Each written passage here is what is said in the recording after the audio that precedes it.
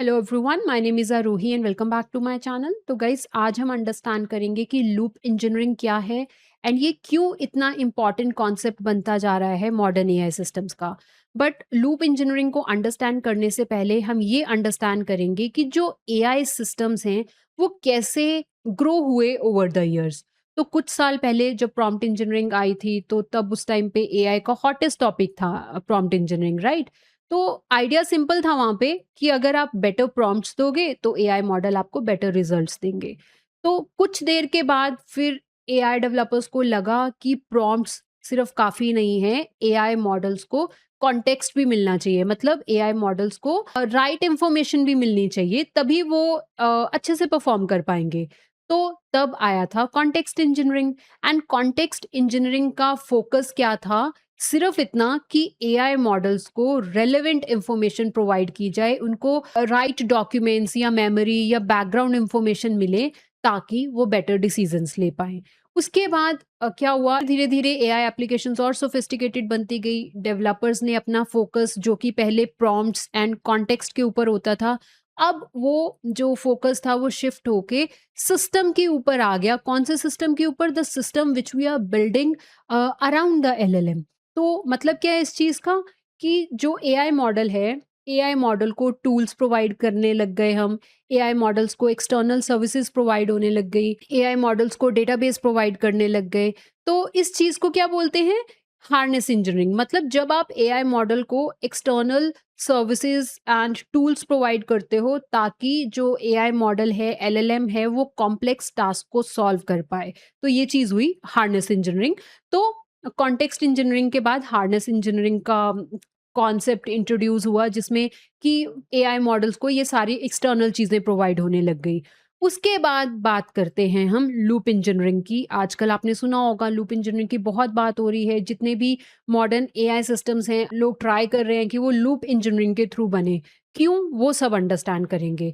But guys, loop engineering start करने से पहले ना मैं आपको एक चीज़ और बताना चाहूँगी। देखो, अभी तक prompt engineering, context engineering and harness engineering, ये जो 3 चीज़ें हैं ना, इन 3 चीज़ों में एक बात कॉमन है। वो क्या?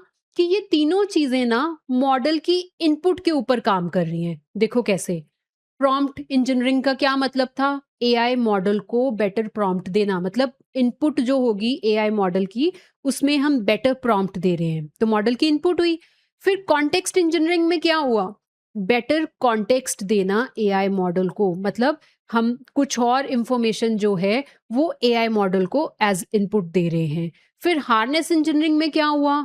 एआई मॉडल को हम टूल्स दे रहे हैं, एक्सटर्नल सर्विसेज दे रहे हैं ताकि एआई मॉडल उनको यूज करके काम कर पाए। तो तीनों चीजों में क्या हो रहा है? ये तीनों चीजों में हम मॉडल की इनपुट के ऊपर काम कर रहे हैं। बट लूप इंजीनियरिंग मॉडल की इनपुट पे काम नहीं करती। लूप इंजीनियरिंग कब काम करती है? जब एआई मॉडल अपनी आउटपुट जनरेट कर देता है ना, उसके बाद लूप इंजीनियरिंग का काम स्टार्ट होता है। वो मैं अभी आपको बताऊंगी कि कैसे होता है, उसकी पूरी डिटेल हम समझेंगे एंड ये सारी चीज़ ना हम एग्जाम्पल के थ्रू समझेंगे। तो सपोज करो आपने एआई ऐप को बोला राइट अ लॉगिन एपीआई इन फास्ट एपीआई।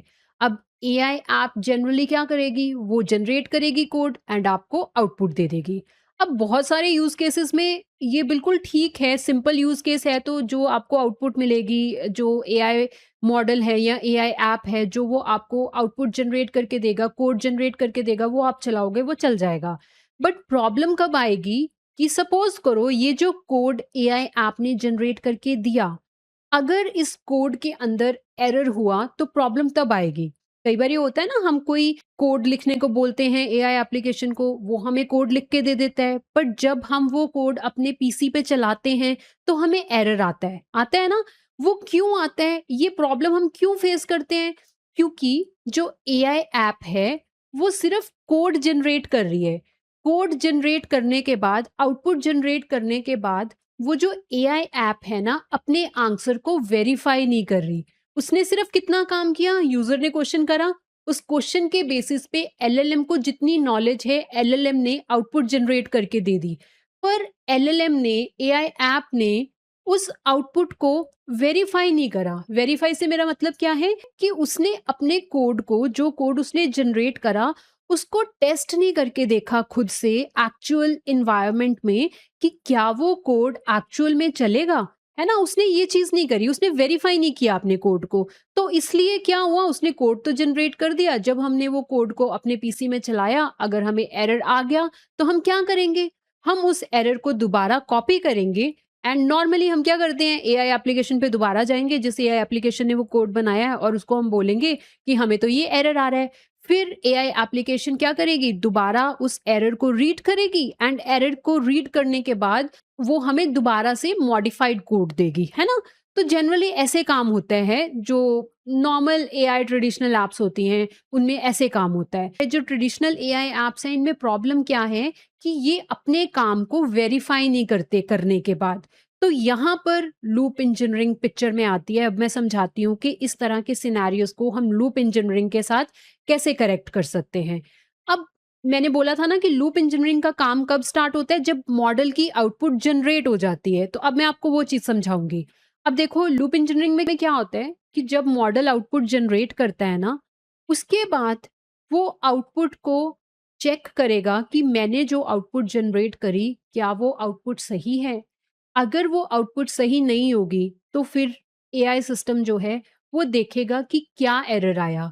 फिर वो फिगर आउट करेगा कि उसका सॉल्यूशन क्या है। फिर वो सॉल्यूशन को इम्प्लीमेंट करेगा। फिर इम्प्लीमेंट करने के बाद दोबारा टेस्ट करेगा उस कोड को। अगर कोड में फिर दोबारा से एरर आ रहा हुआ, लेट्स सपोज़, तो वो दोबारा से एरर फाइंड आउट करेगा, उसको सॉल्व करेगा, ऐप को टेस्ट करेगा एंड ये लूप तब तक चलता रहता है जब तक कि जो डिजायर्ड रिजल्ट्स हैं वो नहीं मिल जाते। तो इसको बोलते हैं लूप इंजीनियरिंग। अब गाइस, एक और इम्पॉर्टेंट चीज है ध्यान रखने वाली, जब भी हम लूप की बात कर रहे हैं ना, तो उसका मतलब ये नहीं है कि ये एक्शंस बार बार रिपीट होते रहे अगेन एंड अगेन, नहीं। लूप के अंदर अगर फीडबैक वाला काम अच्छे से नहीं हो रहा ना, तो आपका जो लूप है वो बेकार है। तो लूप के अंदर एक चीज होती है जिसको हम बोलते हैं वेरीफायर या इवेल्युएटर। ये सबसे इंपॉर्टेंट कंपोनेंट होता है लूप का। अब वेरीफायर की रिस्पॉन्सिबिलिटी क्या होती है? ये जो वेरीफायर होता है ना, ये रिस्पॉन्सिबल होता है जो चेक करता है कि जो एआई मॉडल ने आउटपुट जनरेट करी, क्या वो सही है कि नहीं। मतलब ये जो वेरीफायर होता है ना, ये वेरीफायर प्रोवाइड करता है feedback to the system and ये जो फीडबैक होती है, इसी से एआई एप्लीकेशन को पता चलता है कि मेरे को कब रुकना है, मतलब कि ये जो मैंने रिजल्ट जनरेट करे हैं ये सही है कि नहीं। वेरीफायर ही बताता है, क्योंकि वेरीफायर फीडबैक देता है। क्योंकि वेरीफायर जब भी एआई मॉडल आउटपुट जनरेट करेगा, तो उसके ऊपर वेरीफायर चलेगा। अगर वेरीफायर को लगा, वेरीफायर उसको टेस्ट करता है आउटपुट को, वो बड़े डिफरेंट तरह से आउटपुट टेस्ट होती है। कई बारी उसके ऊपर यूनिट टेस्ट रन होते हैं, कई बारी उसके ऊपर सिक्योरिटी चेक्स रन होते हैं। तो डिफरेंट डिफरेंट तरह से ना ऐप को वेरीफाई किया जाता है। अगर आप लोग चाहते हो कि इन सब चीज़ों के ऊपर मैं डिटेल्ड वीडियो बनाऊं, तो आप कमेंट सेक्शन में बताना, मैं एक और वीडियो बनाऊंगी लूप इंजीनियरिंग की, जिसमें मैं आपको प्रैक्टिकली ये सारी चीज़ें करके दिखाऊंगी। बट आज की वीडियो का मेन मोटिव क्या है कि आपको लूप इंजीनियरिंग का ओवरऑल आइडिया दे दूं। तो मैं बता के रही हूँ कि लूप के अंदर सबसे इंपॉर्टेंट चीज़ होती है वेरीफायर। वेरीफायर फीडबैक प्रोवाइड करता है। किसको फीडबैक प्रोवाइड करता है? एआई सिस्टम को जो आउटपुट जनरेट कर रहा है। जैसे मान लो एआई सिस्टम ने आउटपुट जनरेट करी, वो आउटपुट जाएगी वेरीफायर के पास, वेरीफायर उसके ऊपर टेस्ट रन करेगा, उसको चला के देखेगा उस आउटपुट को। अगर तो वो आउटपुट के अंदर कोई एरर आएगा, तो वेरीफायर फीडबैक देगा एआई सिस्टम को कि इसमें तो ये एरर आ रहा है। तो फिर एआई सिस्टम दोबारा से आउटपुट जनरेट करेगा। वो आउटपुट जनरेट होने के बाद दोबारा वेरीफायर के पास जाएगी, वेरीफायर उसको चेक करेगा। चेक करने के बाद जो भी उसकी फीडबैक होगी वो दोबारा एआई सिस्टम को देगा, ठीक है? जब तक वेरीफायर फीडबैक देता रहेगा कि इसमें ये गलती है, ये गलती है, इसको इम्प्रूव करो, तब तक एआई एप्लीकेशन उस कोड को इम्प्रूव करती रहती है, जब तक कि डिजायर्ड रिजल्ट्स ना मिल जाएं। एंड इससे हमें क्या पता चलता है कि जो वेरीफायर है ना, उसकी क्वालिटी अच्छी होना बहुत ज़रूरी है, क्योंकि अगर वेरीफायर अच्छा नहीं है, तो वो अच्छी फीडबैक नहीं जनरेट करेगा। अगर आपके एआई मॉडल को, एआई सिस्टम को फीडबैक ही अच्छी नहीं जाएगी, तो वो काम भी अच्छा नहीं कर पाएगा, क्योंकि वो फीडबैक के बेसिस पे ही तो काम कर रहा है। फीडबैक के बेसिस पे ही तो हमारा जो एआई सिस्टम है वो आउटपुट को इम्प्रूव कर रहा है। अगर फीडबैक ही अच्छी नहीं जा रही, तो फिर उस केस में तो एआई एप्लीकेशन अच्छे से आउटपुट जनरेट कर ही नहीं पाएगी। तो इसका मतलब क्या है कि जो मैं लूप इंजीनियरिंग में लूप की बात कर रही हूँ, उस लूप के अंदर एक वेरिफायर होता है। वेरिफायर का काम होता है फीडबैक देना। किसको फीडबैक देना? एआई एप्लीकेशन को फीडबैक देना। उस फीडबैक के बेसिस पे आपकी एप्लीकेशन इंप्रूव होती रहती है एंड फाइनल आउटपुट जनरेट करती है। ठीक है, तो ये होता है लूप इंजीनियरिंग। सिंपल वर्ड्स में हम क्या बोल सकते हैं कि लूप इंजीनियरिंग का क्या मतलब होता है कि एआई सिस्टम रुकेगा नहीं आंसर जनरेट करने के बाद, बल्कि वो आउटपुट जनरेट करेगा, उसको वेरीफाई करेगा यूजिंग अ वेरीफायर, फिर इश्यूज को आइडेंटिफाई करेगा, इश्यूज को आइडेंटिफाई करके उनको इम्प्रूव करेगा एंड ये प्रोसेस तब तक चलता रहेगा जब तक कि फाइनल गोल अचीव नहीं हो जाता। तो इस कंटिन्यूस साइकिल को हम बोलते हैं क्लोज्ड लूप या लूप इंजीनियरिंग। तो हम सेम एग्जांपल दोबारा देखते हैं। देखो हमने क्या क्वेश्चन करा था, राइट अ लॉगिन एपीआई इन फास्ट एपीआई। ये प्रॉम्प्ट अब हम किसको दे रहे हैं? एआई सिस्टम जो लूप इंजीनियरिंग के साथ बना है। तो वो इसको कैसे हैंडल करेगा अब हम वो देखेंगे। तो पहला स्टेप तो क्या होगा, एआई जनरेट करेगा इनिशियल कोड। अब वो जो इनिशियल कोड है वो किसके पास जाएगा? वेरीफायर के पास जाएगा। वेरीफायर उसके ऊपर डिफरेंट डिफरेंट टेस्ट रन करेगा। अगर कोई टेस्ट फेल हो गया तो एआई एनालाइज करेगा फेलियर रिपोर्ट को, जो फेलियर रिपोर्ट किसने दी? वेरीफायर ने दी। फिर एआई अपडेट करेगा कोड को, मतलब वो जो एरर आया है उसको फिक्स करने की कोशिश करेगा। जब उसने कोड को फिक्स कर दिया, दोबारा वेरीफायर उसके ऊपर टेस्ट चलाएगा। अगर वो टेस्ट फेल हो गया, ये वाला प्रोसेस दोबारा रिपीट होगा। कौन सा प्रोसेस? आउटपुट जनरेट करना, वेरीफाई करना, एनालाइज करना, फिक्स करना, ये चलता रहेगा। ये लूप तब तक चलता रहता है जब तक वेरीफायर ये कंफर्म नहीं कर देता कि जो डिजायर्ड आउटपुट थी वो मिल गई। एंड गाइज आपने यहाँ पे एक चीज नोट करी, दोनों एग्जाम्पल देखो, जो मैंने पहले बताया था ट्रेडिशनल एआई सिस्टम वाला और जो मैंने अभी बताया लूप इंजीनियरिंग वाला, दोनों सिस्टम्स में प्रॉम्प्ट सेम है, दोनों सिस्टम्स में एआई मॉडल भी सेम है। हम किसी स्मार्टर एआई मॉडल को नहीं यूज कर रहे लूप इंजीनियरिंग के साथ। सेम एआई मॉडल है दोनों में, सेम प्रॉम्प्ट है दोनों में। सिर्फ और सिर्फ फर्क किस चीज का हुआ कि अब जो हमने लूप इंजीनियरिंग वाला सिस्टम बनाया, इसमें जो आउटपुट मॉडल जनरेट कर रहा है उसके ऊपर एक वेरीफायर हम चला रहे हैं। वो वेरीफायर ये चेक कर रहा है कि जो आउटपुट जनरेट हो रही है वो करेक्ट है कि नहीं है, एंड वो फीडबैक के बेसिस पे जो एआई मॉडल है वो अपनी आउटपुट को इम्प्रूव कर रहा है। तो ये होता है लूप इंजीनियरिंग। एंड अगर आप इसको रियल वर्ल्ड एनालॉजी के थ्रू समझना चाहते हो तो एक एग्जांपल देख लेते हैं उसके लिए भी। तो सपोज करो एक स्टूडेंट है, उसने ना मैथ की प्रॉब्लम सॉल्व करी। अब स्टूडेंट ने आंसर सबमिट कर दिए पर किसी ने उसको चेक नहीं किया, है ना? तो मतलब उस बच्चे ने जो भी मिस्टेक करी नोटिस ही नहीं हुई, वो मिस्टेक वैसे की वैसी रही वहां पे।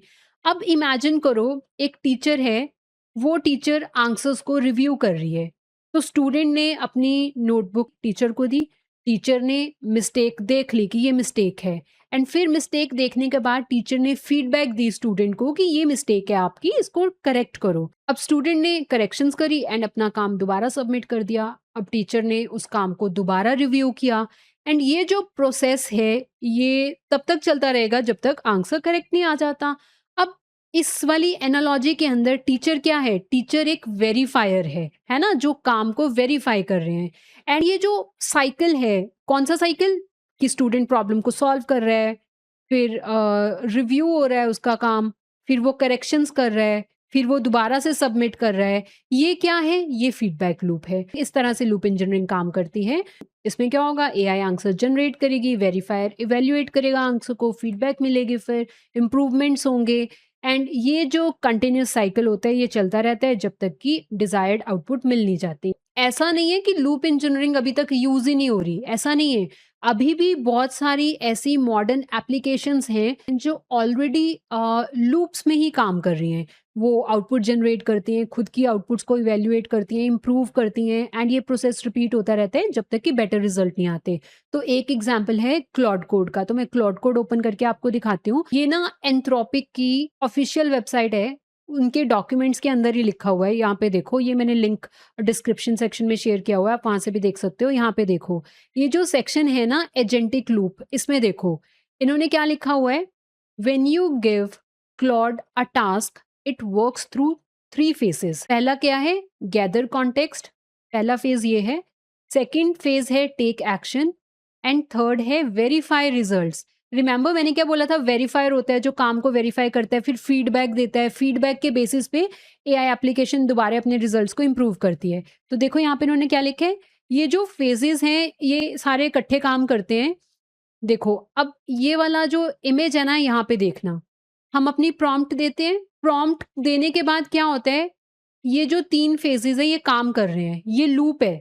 कॉन्टेक्स्ट मिला, क्लॉड कोड ने एक्शन लिया, रिजल्ट्स वेरीफाई हुए, फिर अगर कोई प्रॉब्लम हुई, तो वो दोबारा यहाँ पे जाके सारा प्रोसेस दोबारा करेगा। ये लूप तब तक चलता रहता है जब तक कि ह्यूमन की इनपुट ना चाहिए हो। कई बार ये होता है ना, क्लॉड कोड पे आप कुछ काम करते हो, वो ह्यूमन इनपुट चाहिए होती है। जब तक कि ह्यूमन इनपुट की ज़रूरत ना हो या फिर जब तक जो गोल है वो अचीव ना हो जाए, तब तक उन्होंने बोला है कि उनकी जो एप्लीकेशन है वो ये 3 फेजेज़ में काम करती है। एंड अगर आप इसके बारे में पढ़ना चाहते हो ना डिटेल में, तो यहाँ पे पढ़ लेना कि ये 3 फेजेज़ कैसे काम करते हैं। एंड वो इस कॉन्सेप्ट को बोलते हैं एजेंटिक लूप। तो देखो जैसे मैं आपको बता रही थी कि लूप वाला काम ऑलरेडी हो रहा है।